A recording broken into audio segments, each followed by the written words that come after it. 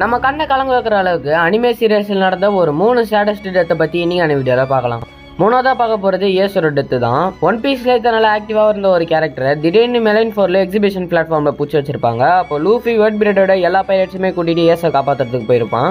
ஏசியும் காப்பாற்றி இருந்திருப்பான். அக்கைன் வந்து நம்ம லூஃபியை கொள்ள ட்ரை பண்ணும்போது அப்போ ஏசு குறுக்க போந்து அவன் உயிரை சாக்ரிஃபைஸ் பண்ணி லூஃபியை காப்பாற்றி அந்த இடத்துல ஏசு செத்து போயிருப்பான். ரெண்டாவதாக பார்க்க போகிறது ரென்கோகோ. இப்போ டீமன் ஸ்லேயரில் இருக்க பவர்ஃபுல் கேரக்டர்ஸ் எல்லாருமே அவங்களோட கர்ஸ் மார்க் அவேக்கன் பண்ணுற அந்த ஒரு டைமில் கர்ஸ் மார்க்னா அதெல்லாம் எனக்கு தேவையில்லைன்னு சொல்லிட்டு அப்பேற்பட்ட கர்ஸ் மார்க் அவேக்கன் பண்ணாமலேயே தேர்ட் அப்பர் முன்னாடி ஆகாசா கூட 1v1 ஃபைட் பண்ணி ஆகாசாவே சதற விட்ட ஒரு கேரக்டர் தான் ரென்கோகோ. அந்த ஒரு ஃபைட்ல ஒரு சாதாரண டெத் அவனுக்கு அமைஞ்சிருக்கும். கடைசியா பார்க்க போறது பல பேர் கெஸ் பண்ணி இருந்திருப்பீங்க, இட்டாச்சி உச்சியோட டெத்து தான். ஸோ இட்டாச்சியோட டெத்தை பத்தி நான் சொல்லி தான் உங்களுக்கு தெரியணும்னு இல்லை, கண்டிப்பா எல்லாருக்குமே இட்டாச்சியோட டெத்தை பத்தி தெரிஞ்சிருக்கும். என்னதான் அவனுக்கு அந்த ஒரு சீக்கிரம் இருந்திருந்தாலும் மாத்திர மருந்தெல்லாம் போட்டு என் தம்பி கையால தான் நான் சாவேன் அப்படின்னு சொல்லி கடைசியா சாஸ்கே கையாலே இட்டாச்சி செத்துருப்பான். ஸோ கண்டிப்பா அந்த ஒரு சீன் பார்க்கும்போது பல பேர் அழுந்திருப்பீங்க. ஸோ யார் யார் அழுதிங்கன்றதை கமெண்ட் செக்ஷன்ல கமெண்ட் பண்ணுங்க.